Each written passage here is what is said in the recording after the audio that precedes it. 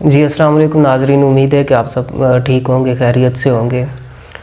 मैंने इकोनॉमिक्स का topic cover कराए थे और कुछ टॉपिक ऐसे हैं वो अभी रहते हैं, तो मैं आज फिर एक इकोनॉमिक्स का टॉपिक लेके आया हूँ सेंट्रल बैंक के हवाले से कि सेंट्रल बैंक क्या होता है और इसके क्या क्या फंक्शंस होते हैं। मतलब पूरे मुल्क में जितने भी बैंक होते हैं, ठीक है, उन सब का आपको पता होगा। ये कमर्शियल बैंक होते हैं, छोटे छोटे बैंक हर कंट्री में, हर इलाके में मौजूद होते हैं, हर सिटी में, हर इलाके में मौजूद होते हैं।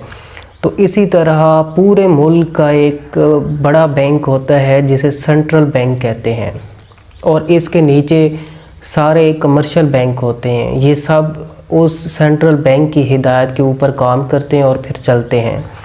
तो ये इसे कहते हैं सेंट्रल बैंक। फंक्शंस के ऊपर बात करते हैं कि इसके क्या क्या फंक्शंस होते हैं।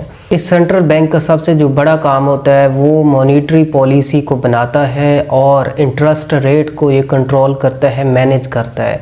कि एक मॉनेटरी पॉलिसी होती है जिसके ज़रिए इन्फ्लेशन और डिफ्लेशन को मैनेज किया जाता है, कंट्रोल किया जाता है। तो ये इस मॉनेटरी पॉलिसी को देखता है, मैनेज करता है, और इसके साथ साथ इंटरेस्ट रेट जितने भी हो गए ये उसको भी देखता है। इसके साथ साथ ये सप्लाई ऑफ मनी को देखता है, मैनेज करता है, और इन्फ्लेशन को देखता है कि कितनी महंगाई हो रही है और कितनी महंगाई नहीं हो रही है। सब के मुतालिक ये सारी जांच पड़ताल करता है। और ये मनी सप्लाई को कैसे मैनेज करता है कि जब ये देखता है नोट्स ज़्यादा छप रहे होते हैं, आपको पता है कि बैंक में कभी नोट ज़्यादा छपते हैं कभी कम, तो ये उसको मैनेज करता है। क्योंकि ये होता है कि जब ज़्यादा नोट छप रहे होते हैं तो इन्फ्लेशन का ख़तरा ज़्यादा होता है कि महंगाई ज़्यादा आ जाएगी, ठीक है। नोट्स का मतलब ये है कि सिर्फ ये कागज़ होता है, इसके पीछे सेंट्रल बैंक की सारी मैनेजमेंट होती है कि किस तरह से उसने इकॉनमी को स्ट्रॉन्ग करना है, गोल्ड की क्या प्राइस है, और इस तरह से वो सारा कुछ देखकर तब वो नोट्स छापने की इजाज़त देता है और छापता है। और अगर ज़्यादा नोट छप रहे हों तब भी नुकसान होता है, और अगर बहुत कम नोट छप रहे हों तब भी इसका नुकसान होता है, इन्फ्लेशन का ख़तरा ज़्यादा होता है।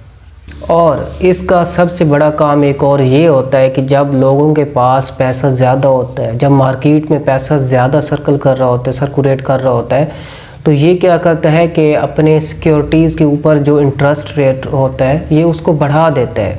जब सिक्योरिटीज़ की या बॉन्ड्स के ऊपर इंटरेस्ट रेट को ये ज़्यादा करता है तो लोग आ जाते हैं बैंक में पैसा रखवाने के लिए, ताकि उनको ज़्यादा प्रॉफिट मिले, ज़्यादा पैसा वहाँ पे वो इन्वेस्ट करते हैं, बजाय इसके कि वो बिज़नेस करें, कारोबार करें, उससे कम उन्हें फ़ायदा मिलेगा। और जब वो इंटरेस्ट रेट्स को बढ़ाएगा बैंक में तो लोग ज़्यादा पैसा उधर रखेंगे।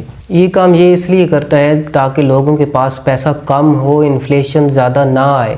और जब पैसा बहुत कम हो जाता है लोगों के पास तो ये इंटरेस्ट रेट को कम कर देता है। फिर लोग क्या करते हैं कि बैंक से पैसा उठा लेते हैं, सारे कमर्शियल बैंक में जिन्होंने रखा होता है पैसा वो उठा लेते हैं, ताकि उन्हें कोई फ़ायदा उधर नज़र नहीं आ रहा होता। तो सेंट्रल बैंक इसीलिए ये मैनेज करने के लिए इन्फ्लेशन को करता है, ताकि लोग यहाँ से पैसा कभी यहाँ पे इन्वेस्ट करें और कभी यहाँ से वो वापस ले लें, ताकि लोगों के पास ज़्यादा पैसा ना जाए। तो वो क्या करते हैं, फिर वहाँ से उठा लेते हैं जब बहुत कम हो जाता है। जब पैसा बहुत कम होता है तो ये कमर्शियल बैंक को ऑर्डर देता है कि आप कम इंटरेस्ट रेट पे लोगों को लोन दें, कर्ज़े दें, ताकि लोग आएँ, पैसा लें, बिज़नेस करें।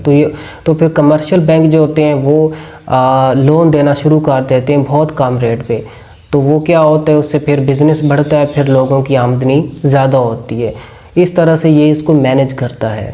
तो ये इस सेंट्रल बैंक के कुछ फंक्शंस थे जो मैंने आप तक पहुंचाए इकोनॉमिक्स के रिलेटेड। As a student of economics हम जितने भी ये चीज़ें पढ़ते हैं आप तक पहुंचाने की मैं कोशिश करता रहूँगा। Thank you very much. Allah.